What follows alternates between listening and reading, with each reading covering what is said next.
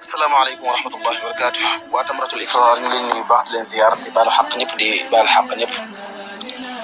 di ñaan suñu borom mu defal ñu tawfiq ak taysiir seen mbokk Ousmane Diop Taysiir moo leen nuyu bu baax di leen ziar bokk ci duyuuf yi nga xam ne ñoo war a ànd ak yéen ci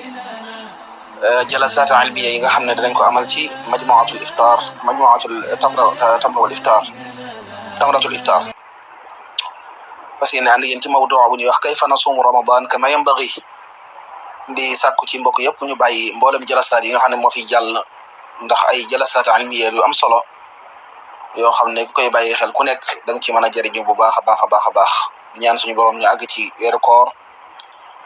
te suñu borom may ñu kattan guñ ko wooree te mu nangul ñu suñu jaamu yàlla yëpp ñu ciy taxawee ci biir weeru koor di bàyyiloo xel